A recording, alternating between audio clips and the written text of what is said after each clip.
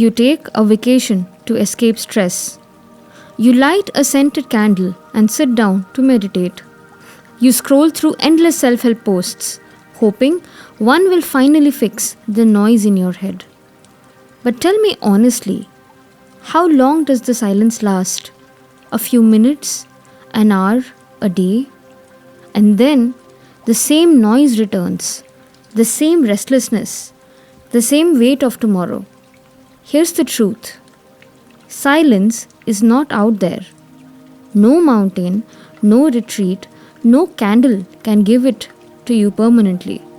Krishna whispers in the Gita, peace is not found in escape, but in mastery. This is the path of Nivṛtti, turning inward from the chaos of the world into the steady flame of the self. Imagine this. You finally book that luxury wellness retreat. Beautiful beaches, sunrise yoga, organic food, and the perfect Instagram posts. But even as you sit in meditation, you reach for your phone to capture the moment, to reply to messages, to check if people noticed you're at peace. That's the trap. You went miles away from home but carried your noise with you. Krishna says in Gita Verse 6.17 and 18, one who is regulated in eating, sleeping, working and recreation, and one who is disciplined in yoga becomes free from suffering. Such a yogi, steady in self, finds inner peace. Notice, he doesn't mention retreats or temples or mountains. He points to discipline, balance, steadiness. Peace is not where you go. Peace is how you live.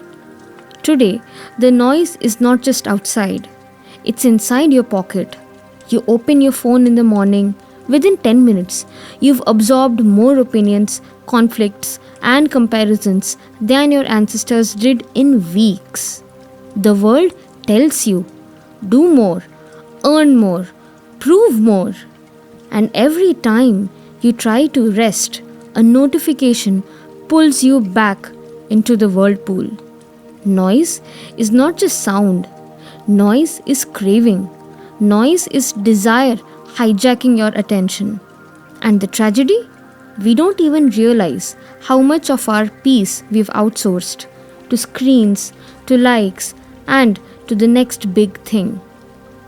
The Gita calls us back to balance, reminding us that peace doesn't arrive when the world goes quiet, but when you stop feeding the noise.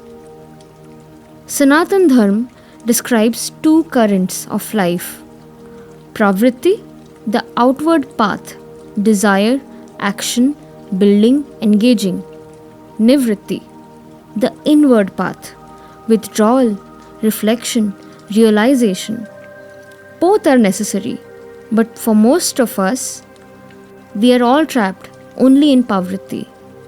We chase career, money, relationships, recognition, all important but incomplete. Without Nivṛtti, the soul suffocates. Think of it like breathing. You inhale Pravritti. You exhale Nivṛtti. Both are needed. But imagine inhaling constantly, never exhaling. You would choke. And that's how we live. Constantly consuming, rarely releasing. Krishna's wisdom reminds us, silence is not luxury. It is survival. Without turning inward, we burn out. Without pausing, we forget who we are. Arjun's battlefield wasn't Kurukshetra alone. Your battlefield is not just your office, your family, or your social media feed. It's inside you. The clash of Pravritti and Nivritti, the noise of the world versus the whisper of the self. Krishna does not tell Arjun to abandon the war. He doesn't tell him to run to the forest. He tells him to fight, but from a place of inner silence. That's the real teaching. Nivritti is not about escaping life.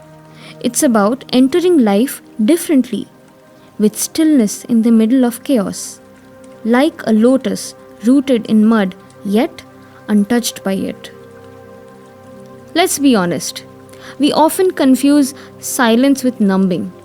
You binge watch shows to switch off, you drink or smoke to relax, you scroll endlessly thinking it's me time. But that's not silence, that's avoidance.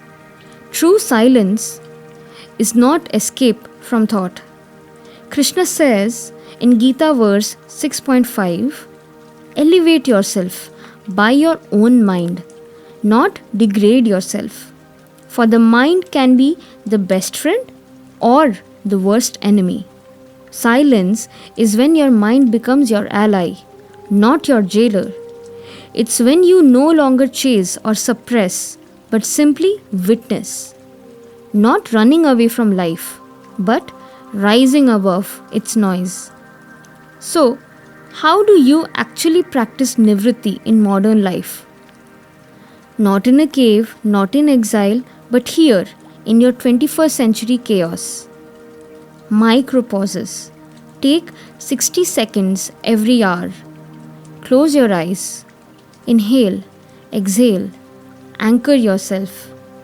Digital fasting. Just like food, your mind needs rest from constant inputs. A few hours offline daily. Balanced discipline. Eat, sleep, work, rest.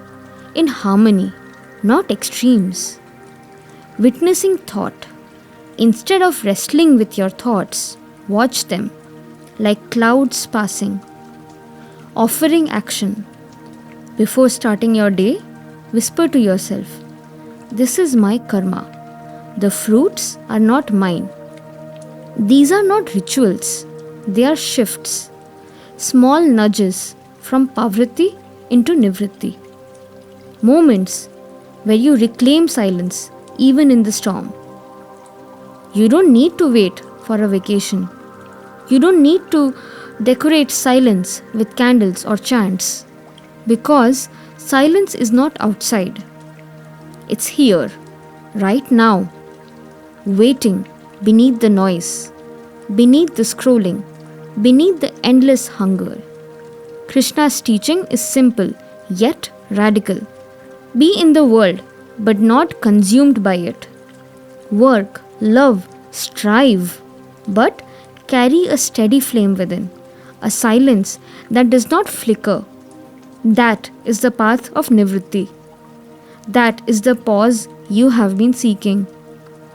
And maybe, just maybe, it's time to stop running outwards and start coming home, inwards. If you liked what you saw, don't forget to subscribe. Thank you.